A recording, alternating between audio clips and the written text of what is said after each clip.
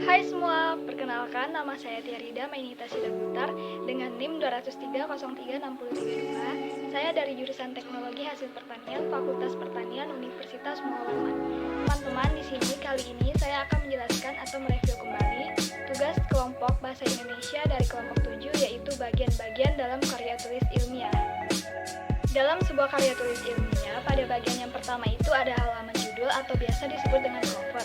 Pada halaman ini dituliskan judul penelitian dengan lengkap agar pembaca dapat mengetahui atau memahami garis besar dalam suatu makalah. Adapun dalam cover terdapat susunan atau format. Yang pertama, judul, yang kedua, jenis dan tujuan laporan, yang ketiga, nama penyusun, kemudian logo instansi, nama lembaga, kota atau tempat, dan tahun penyusun. Kemudian pada bagian yang kedua itu ada kata pengantar. Dalam kata pengantar ini, bagian makalah yang berfungsi mengantarkan pembaca pada permasalahan yang akan dibahas dalam sebuah makalah. Adapun dalam kata pengantar diuraikan tentang rasa syukur penulis, kemudian identitas makalah, uraian singkat isi makalah, ucapan terima kasih, harapan penulis, dan tempat, bulan, tahun, dan identitas penulis. Adapun pada bagian yang ketiga yaitu abstrak. Abstrak ini ditulis di bagian tengah halaman. Kemudian di bawah kata abstrak ditulis nama penulis, tahun penulis, serta judul yang dicetak mirip. Abstrak merupakan rangkuman karya tulis yang berisi secara padat intisari dari penelitian yang mencakup yang pertama latar belakang masalah, yang kedua masalah yang diteliti, kemudian yang ketiga metode yang digunakan, dan yang keempat hasil yang diperoleh serta kesimpulan dan saran. Terlepas dari abstrak, bagian yang selanjutnya ada daftar isi dan daftar tabel. Daftar isi merupakan daftar nomor halaman yang menunjukkan letak setiap bagian karya tulis. Sedangkan daftar tabel merupakan daftar nomor halaman yang menunjukkan letak tabel-tabel pada karya tulis. Lalu yang keempat adalah tujuan penelitian. Tujuan penelitian ini merupakan berisi tentang kalimat-kalimat pernyataan yang mengacu pada pertanyaan rumusan sebuah masalah. Lalu yang kelima, hipotesis. Hipotesis adalah pernyataan sesuatu yang dianggap benar untuk pengutaraan, pendapat, dan kebenarannya masih perlu dibuktikan dalam sebuah penelitian.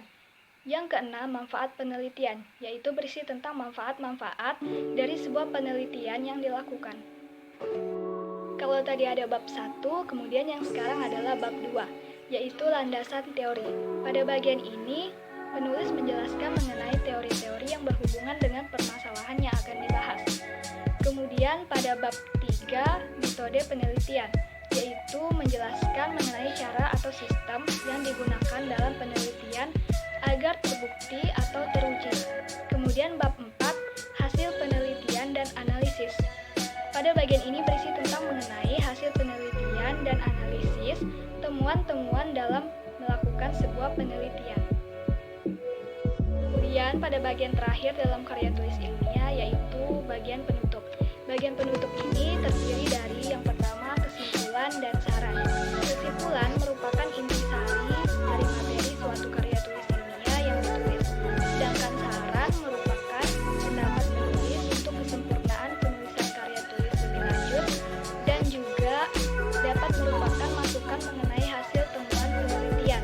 Misalnya, hasil penelitian menunjukkan bahwa terdapat pengaruh negatif gadget terhadap gaya belajar mahasiswa. Maka penulis dapat memberi saran untuk pelajar mengatur waktu dengan bijak ketika bermain gadget. Lalu yang kedua, dalam bagian penutup ini ada daftar pustaka. Daftar pustaka ini berisi tentang referensi-referensi yang digunakan penulis sebagai bahan dasar penulisan karya ilmiah. Referensi ini juga dapat berasal dari buku ataupun website. Dan yang terakhir adalah lampiran. Lampiran merupakan bukti-bukti pendukung yang dilakukan saat penelitian. Misalnya saja daftar-daftar, wawancara, dan hasil wawancara. Baik, sekian yang dapat saya sampaikan atau menjelaskan secara singkat tentang bagian karya tulis ilmiah.